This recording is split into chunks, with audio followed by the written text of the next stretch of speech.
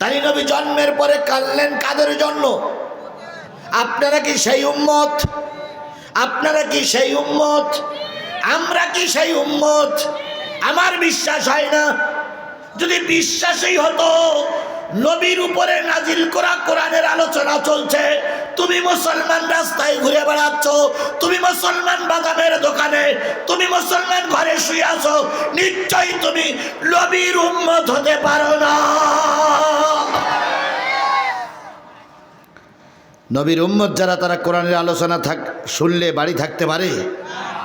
এখানে যদি জামাতের আমির আসে আর যদি নেতা বাড়ি কর্মীরা বাড়ি বসে থাকে, তাহলে সে কি জামাতের কর্মী হতে পারবে? এখানে যদি শেখ হাসিনা আসে আর যদি আওয়ামী লীগের নেতা কর্মীরা ঘরে শুয়ে থাকে, তাহলে আওয়ামী লীগের নেতা কর্মী হতে পারবে? এখানে যদি বিএনপির সমাবেশ হয় আর যদি বাড়ি বসে থাকো, তাহলে তুমি বিএনপির কর্মী না। কথা বলেন ঠিক না বেঠিক? ঠিক তদ্রুপ আল্লাহর কোরআনের আলোচনা হচ্ছে আর তুমি রাস্তায় ঘুরে বেড়াচ্ছ, তুমি আল্লাহর বান্দাও না, রসুলের উম্মতও না। আল্লাহ আমাদের আল্লাহর বান্দা রসুলের উম্মত হিসেবে কবুল করুক। আরেকটু জোরে বলেন আমিন, আরো জোরে আমিন। তাহলে রসুল জন্মের সময় কাঁদলেন কাদের জন্য? উম্মতের জন্য। এবার রসুল উহুদের ময়দানে গেলেন। উহুদের ময়দানে দারুণভাবে মাইর খাইলেন। মাইরটা কেমন? কাফেরেরা যখন তীর মারল, নবীর হেলমেট ভেঙে গেল, কড়া ভিতরে ঢুকে বলল, দাঁত শহীদ হয়ে ভেঙে গেল। নবীজি ভুট হয়ে গর্তের ভিতরে পড়ে গেলেন। নবীজির দুইখানা পা উপরের দিকে নাড়াচ্ছিলেন আর বলতেছিলেন, কে আছো? আমার পা দুখানা ধরে টেনে তোলো, কাফেরদের অত্যাচার আমি গর্তের ভিতরে ভুট হয়ে পড়ে গেছি। আমার জাতি ফাতেমা ছুটে আসলেন, আরো কয়েকজন সাহাবী ছুটে এসে নবীকে যখন সোজা করে বসালেন, দাঁত ভেঙে গেছে, কড়া ভিতরে ঢুকে গেছে, নবী তখনও পর্যন্ত রক্ত ঝরতেছে। নবীজির সাহাবীরা সবাই ঘিরে ধরল। নবীজি নিজের ব্যথার কথা ভুলে যে সাহাবীদের খোঁজ নিতে শুরু করলেন। আবু বকর, কতজন সাথী মারা গেছে? আবু বকর, কতজন সাথী শহীদ হয়েছে? আবু বকর, কতজন সাথী আহত হয়েছে? কতজন সাথী আমার কষ্ট পেয়েছে? কাফেরেরা চলে গেছে না এখনো রয়েছে? নবীর কাছে বলেন, আবু বকর বলেন, ইয়া রাসূলুল্লাহ পরে খোঁজ নেবেন। নবী বললেন, না না না না, আমার আগে খোঁজ দাও, আমার উম্মতেরা কষ্ট পাক, আর আমি নবী এটা না শুনে চুপ করে থাকতে পারি না। তাই নবী উহুদের ময়দানে নিজের ব্যথা ভুলে দিয়ে খোঁজটা নিলেন কাদের? ও আমার জাতি, কাদের খোঁজ দিলেন? সেই উম্মত তো আমরা। আরো সামনে যান। নবী সাল্লাল্লাহু আলাইহি সাল্লাম যখন মৃত্যুর কোলে ঢলে পড়বেন, জিবরাইলের সঙ্গে আদান প্রদান কথাবার্তা শেষ। মালিকুল মউত আজরাইল আলাইহিস সালাম নবীর মাথার কাছে বসে নবীজির বুকের উপরে যখন চাপ দিলেন, আল্লাহ নবী আজরাইলের হাত টেনে ধরে বলতেছে, মালিকুল মউত, মনে হচ্ছে গোটা বিশ্বের সব পাথরগুলো আমার বুকের উপরে চাপিয়ে দিয়েছো। হাতটা তোলো, এত কষ্ট আমার উম্মতেরা সহ্য করতে পারবে না। আল্লাহ ডাক দিয়ে বললেন, হাবিব, আসার সময় হয়েছে, চলে এসো, তোমার উম্মতের দায়িত্ব আমি আল্লাহ নিজে হাতে নিয়ে নিলাম। তাহলে নবী মৃত্যুর সময় কাদের কথা চিন্তা করলেন? জন্মের পরেই কাদের কথা ভেবেছিলেন? এবার আসুন, রোজে মহাশরের ময়দান। কোন লোক এখনো মহাশরের ময়দানে উঠি নাই। আল্লাহর নবীর কবরের পাশে যেই সালাম করা হবে, ইয়া রাসূলুল্লাহ, আল্লাহ আপনাকে সালাম দিয়েছেন, নবীর কবরটা ভাগ হয়ে যাবে। নবী মাথা উঁচু করে দেখবে, রোজে মহাশরের ময়দানে কোনো মানুষ নাই, একবার ফাঁকা। নবী আবার শুয়ে পড়ে জিবরিলকে বলবেন, জিবরিল, আল্লাহরে যেয়ে বলো সব উম্মতগুলোরে জাহান্নামে দিয়ে আমাকে শেষে ডেকেছে, আমি রোজে মহাশরের ময়দানে যাব না। আল্লাহ নিজেই এসে নবীর কাছে বলবে, ওগো হাবিব, অহুদে মার খেয়েছ, তায়েফে রক্ত দিয়েছ, বদরের সাথীদের হারিয়েছ, খন্দকে মার খেয়েছ, প্রতিটা সময় তোমার কষ্টের ভিতরে পার হয়েছে। আমি আর তোমার চোখের পানি দেখতে চাই না, তুমি মাথা উঠাও।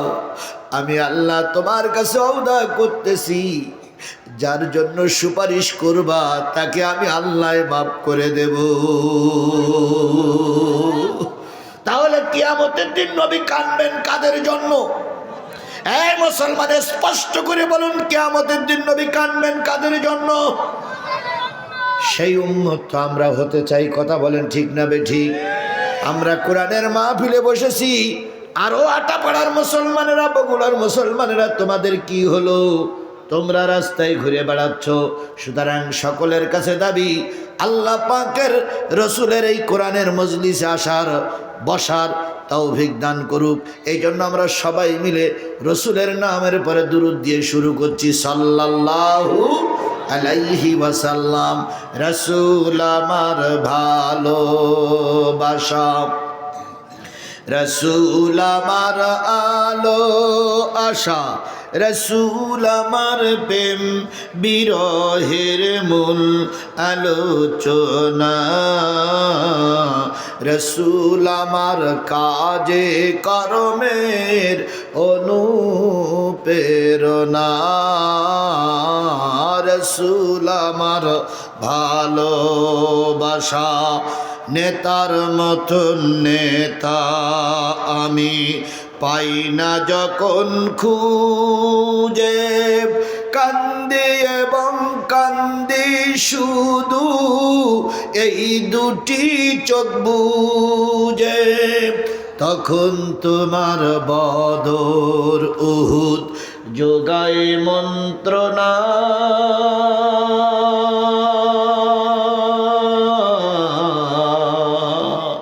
রসুল আমার কাজে কর্মের অনুপ্রেরণা,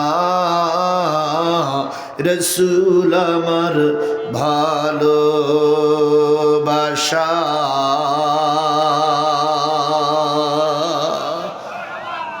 সেই নবীর নামে আবারও দুরূদ আর সালাম, সাল্লাল্লাহু আলাইহি ওয়াসাল্লাম।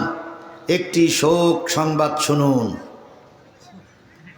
একটি শোক সংবাদ শুনুন। সেটা আপনার জীবনও হতে পারে, আমার জীবনও হতে পারে। কথা বলেন ঠিক না বেটি? এক সময় হয়তো মাইকি বলবে, একটি শোক সংবাদ শুনুন। আটাপাড়া সর্দারপাড়া নিবাসী মৃত আব্দুল জব্বারের বড় ছেলে আব্দুস সালাম টুকু অদ্য রাত 9:30টায় তাহার নিজ বাসভবনে ইন্তেকাল করিয়াছেন। ইন্না লিল্লাহি ওয়া ইন্না ইলাইহি রাজিউন। আগামীকাল সকাল 10 ঘটিকার সময় আটাপাড়া বালুর মাঠে মরহুমের জানাজা নামাজ অনুষ্ঠিত হবে। বন্ধুগণ, আজকে যারা এখনো বাড়িতে আছেন, এর থেকে শিক্ষা নিন। এই মৃত্যু ব্যক্তিটার শিক্ষা নিন। আব্দুল জব্বারের বড় ছেলে আব্দুস সালাম মৃত্যুবরণ করেছে। এই জায়গায় নামটা তো আপনারও আসতে পারত, এই জায়গায় তো নামটা আমার আসতে পারত। আজিজুল ইসলাম জিহাদি মঞ্চে গস করতে করতে মারা গেছে, আসতে পারে কি পারে না? তাহলে এই মৃত্যু সংবাদটা আপনার যদি স্মরণ করানোর পরেও যদি আপনার বিবিকে নাড়া না দেয়, তাহলে বুঝতে হবে আসমানের নিচে জমিনের উপরে আপনি সবচাইতে আল্লাহর নাফরমান বান্দা। তাহলে আমরা আল্লাহ পাকের কোরআন শুনতে বসেছি। আপনারা কি কোরআন শুনতে রাজি আছেন? কর্তৃপক্ষ তাফসিরি মাহফিল দেয়নি, খুব চালাক কর্তৃপক্ষ, খুবই চালাক কর্তৃপক্ষ। মনে করেছে জিহাদির এমনি তো দমনকে দেখা যায় না, আজ যদি তাফসির মাহফিল দিলে ফাটাফাটি হবে। এই জন্য কর্তৃপক্ষ কি দেশে ইসলামী জালসা, তার মানে যেই মজলিসে কিসের কথা হয়? ইসলামের কথা হয়। কোরআনের কথা ওরা বলিনি, ওরা বলেছে ইসলামের কথা হয়। ইসলামী জালসা, জালসা মানে বৈঠক, জালসা মানে আপনারা বসে আছেন এটারে বলে জালসা। আর ইসলামী মানে যেখানে ইসলামের কথা হয় সেইটারে ইসলামী জালসা বলে। ওনারা বলেছেন ইসলামী কি, আমিও ওই দিকেই যাচ্ছি বাসাধন, আমি উল্টো পাল্টার দিকে যাব না। ইসলামী জালসা, ইসলামের কথা হোক, এটাকে আপনারা চান? আল্লাহ রসুল বলেছেন, ভালো করে শোনেন, আল্লাহ রসুল বলেছেন আদ-দীনু নাসিহাতুন সালাসা, আদ-দীনু নাসিহাতুন সালাসা, দিন একটা নসিহাত, দিন একটা উপদেশ, দিন একটা সমাবেশ। যেদিন যেখানে বসে আল্লাহ এবং রসুলের কথা বলা হয় সেইটারে বলা হয় ইসলামী জলসা। কিসের জলসা? কুল্লাল ইমান, রাসূল সাহাবীরা জিজ্ঞেস করে নিয়ে রাসূলুল্লাহ ইসলামী জলসায় কোন বিষয়ের উপরে কথা হবে? নবীজি বললেন যেটা ইসলামী জলসা সেখানে বক্তারা 5টা বিষয়ের উপরে কথা বলবে।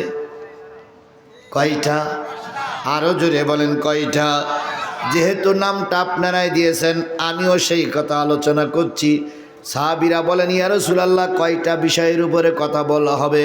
নবীজি বললেন কয়টা বিষয়? ক্বালা লিল্লাহ, ইসলামী জলসা যদি হয় ওই জলসায় সর্বপ্রথম কথা হবে কার? আরো জোরে বলেন কথা হবে কার? 2 নম্বর ওয়ালি রাসূলিহি, ইসলামী জলসায় রাসূলের থেকে আলোচনা করা লাগবে। কয়টা বিষয় আলোচনা হবে? 1 নম্বর কার কথা, 2 নম্বর কার কথা, ওয়ালি কিতাবিহি 3 নম্বর কোরআন থেকে আলোচনা করা লাগবে। ওয়ালি আইম্মাল মুসলিমিন ওয়া আম্মাতিহিম, সাধারণ মুসলমানের কিছু উপকার আসে বক্তার মুখ থেকে সেই কথাগুলো আলোচনা করা লাগবে। আর নেতার নেতৃত্ব সম্পর্কে আলোচনা হওয়া লাগবে। এই 5টা বিষয়ের সমন্বয়কের নাম হলো ইসলামী জলসা। তাহলে ওনারা দেশের ইসলামী জলসা আমরা কয়টা বিষয় কথা বলবো? প্রথম কার কথা? আল্লাহর কথা আলোচনা হয়েছে না হয়নি? আলহামদুলিল্লাহ বলিনি আমরা? আল্লাহর প্রশংসা করিনি? আল্লাহর কথা শেষ। 20 মিনিট ধরে রসুলের জীবনে আলোচনা করলাম। রসুলের আলোচনা হয়েছে না হয়নি? 3 নম্বর ওয়ালি কিতাবিহি, এবার কিতাব থেকে আলোচনা হবে। আম্মাল মুসলিমিন আম্মাতিহিম, আপনারা সাধারণ মুসলমান কি শোনার জন্য এসেছেন? তাহলে এই কোরআন থেকে আপনাদের উদ্দেশ্যে কিছু নসিহাত কে থেকে করা লাগবে? কোরআন থেকে করা লাগবে। আর কিছু নেতাদের দাওয়াত করে বসাইছে মঞ্চে, ওনারা এসেছেন আমাদের উপদেশ দেওয়ার জন্য। কিছু কিছু নেতা আছে, আসসালামু আলাইকুম, বিসমিল্লাহির রহমানির রহিম, ভাই নামাজ পড়বেন, এই করবেন সেই করবেন বলি আখিরি দাওয়ানা বলার আগে উনি নেমে যায়। বলেন বলেন বলেন বলেন বলেন, উনি উপদেশ দেয়, উনি থাকে না, উনি নামাজের উপদেশ দেয়, অথচ সারাদিন পেশাবের ভিতরে একবারও পানি নেছে বলে আমার মনে হয় না। উনি বলে আল্লাহ রসুলের সুন্নত মেনে চলো, অথচ 90 বছর বয়স হয়েছে, ছাপ্পা গোলমুলো। এই নেতাদের সম্পর্কেও কিছু আলোচনা কোরআন থেকে করা লাগবে। তাহলে 5টা বিষয়ের সমন্বয়ে যেটা, সেটার নাম কি? ইসলামী জলসা। তাহলে আমি আল্লাহর কথা বলেছি, রসুলের কথা বলেছি, এবার কিসের থেকে? কোরআন থেকে। আসুন এবার কোরআন থেকে আলোচনা করি। আমি সূরা জুমারের 2টা আয়াত তেলাওয়াত করেছি, আর সূরা নেসার 1টা আয়াত ওর ভিতরে টেনে নিয়ে আসবো। আনার পরে কথা হবে ইনশাল্লাহ তাআলা। আমি যতক্ষণ কথা বলবো ততক্ষণ আপনারা কি থাকতে রাজি আছেন? সবাই মিলে রাজি? সবাই মিলে রাজি? কারা কারা আমার মোনাজাতের আগে চলে যাবেন একটু হাত তুলে দেখান।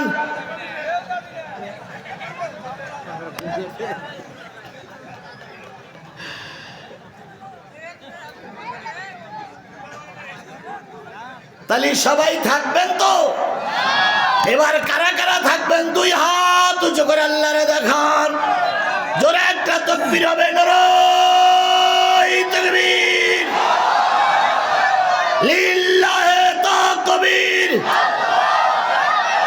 আল কোরআনের আলো, আল হাদিসের আলো, তোমার নেতা আমার নেতা। হাত নামান, হাত উঁচু করে কারে দেখালেন? আপনারা থাকবেন কি শোনার জন্য? আমিও কোরআন থেকে কথা বলবো ইনশা। আসুন আমরা চলে যাই। কোন সূরা? সূরাতুল ঝুমার। ঝুমারের আলোচনা হয়ে ঝুমারে তেলাওয়াত হয়েছে 53 নম্বর আয়াত আমি পড়েছি, 54 নম্বর আয়াত পড়িনি, 53 নম্বর আয়াত আমি 73 নম্বর আয়াত 73 নম্বর আয়াত আমি তেলাওয়াত করেছি। 73 নম্বর আয়াত আল্লাহ পাক বলতেছেন, ওয়াসিকাল্লাযীনা তাকাউ রাব্বাহুম ইলাল জান্নাতি যুমারা।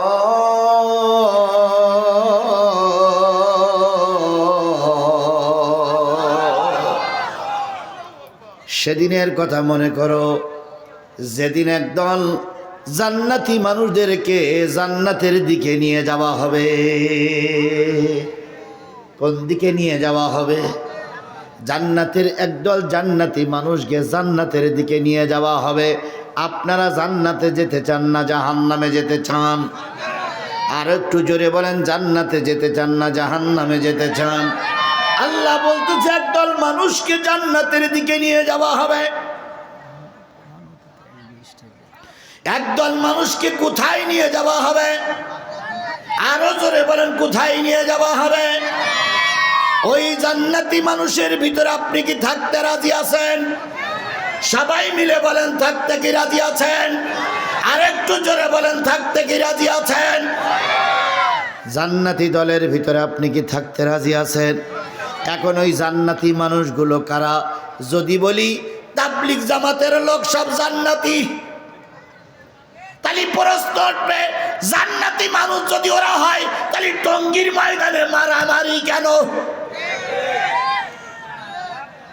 কি টঙ্গীর ময়দানে মারামারি হচ্ছে না? হ্যাঁ মুসলমান বলেন, টঙ্গীর ময়দানে মারামারি হচ্ছে না? এক গ্রুপ আর এক গ্রুপের কোবাই সিট পালাং দিয়ে ফেলাই রেখেছে। আমরা সরকার বাহাদুরকে বলছি, অনতি বিলম্বে এই মারামারি বন্ধ করুন। কারণ টুপিওয়ালারা মারামারি করলে কে আওয়ামী লীগ, কে বিএনপি, কে জামাত, কে হেফাজত, কে তাবলীগ, টুপিওয়ালারাও দেখে না। ভারত বুঝাবে বাংলাদেশ একটা অশান্তিময় দেশ, ওখানে টুপিওয়ালারা খুন করছে। সুতরাং সাদ আর জুবাইর গ্রুপ দুইজনকে আমরা কাউকে ছোট বড় করছি না। আমরা শুধু এতটুকু বলি, এই খুনোখুনি এই মারামারি আমরা চাইনি। তাহলে তাবলীগ জামাতের লোকের যদি জান্নাতে দেয়, হেফাজতের লোকেরা বলবে এত আলেম মারা গেল, এত আলেম মারা গেল, তাহলে আমরা যাব কই? আবার হেফাজতের লোক যদি জান্নাতে দেই, তাহলে জামাতের ভাইরা বলবে আমরা যাব কই? জামাতের ভাইদের যদি জান্নাতে দেই, তাহলে বিএনপির ভাইরা বলবে আমরা কি দোষ করলাম? বিএনপির ভাইদের যদি জান্নাতে দেই, তাহলে আওয়ামী লীগের লোকেরা বলবে আমরা কি দোষ করলাম? সুতরাং কে জান্নাতে যাবে আর কে জান্নাতে যাবে না, সেটা কার কাছে প্রশ্ন করব? আরো জোরে বলেন, কার কাছে প্রশ্ন করব? আল্লাহ প্রশ্নের উত্তর দেওয়ার পরে ওই কাতারে যদি আওয়ামী লীগ শেখ হাসিনার দল চলে যায়, আমি ঠেকাইতে পারবো না। আল্লাহর উত্তরে যদি বিএনপি জান্নাতে যায়, আমি ঠেকাইতে পারবো না। আল্লাহর উত্তরে যদি বাংলাদেশ জামাত ইসলাম জান্নাতে যায়, আমি ঠেকাইতে পারবো না। আল্লাহর উত্তর দেওয়ার পর যদি হেফাজত ইসলাম জান্নাতে যায়, আমি ঠেকাইতে পারবো না। আল্লাহর উত্তর দেওয়ার পরে যদি তাবলীগ জামাত জান্নাতে যায়, আমি ঠেকাইতে পারবো না।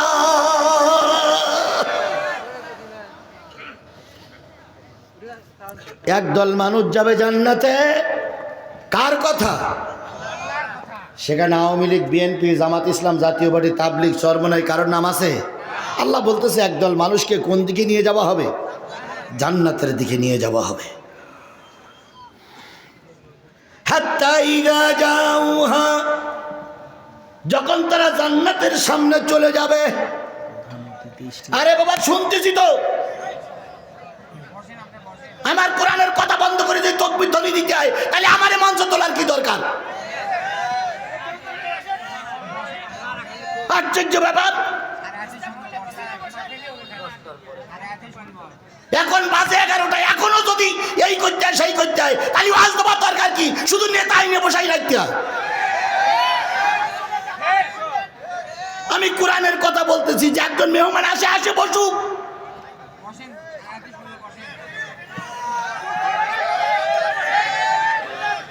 মেহমান আসবে, এসে বসুক। আমরা এসে 1 ঘন্টা বসে আছি, মেহমান আধা ঘন্টা বসতে পারবে না?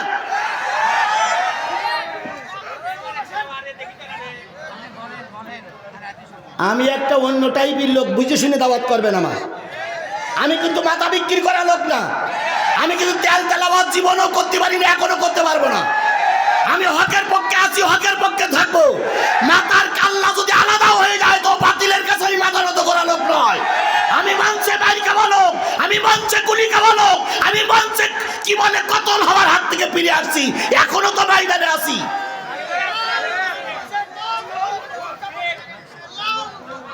আচ্ছা হয়েছে হয়েছে। আমি যে জিনিসটা বোঝাতে চাচ্ছি সেটা হলে একদল মানুষকে কোথায় নিয়ে যাবে? জান্নাতের দিকে নিয়ে যাবে। সেই জান্নাতের ভিতরে আপনি আমি থাকতে চাই। আল্লাহ যেন সেই জান্নাতের দলের ভিতরে আপনাকে আমাকে কবুল করে।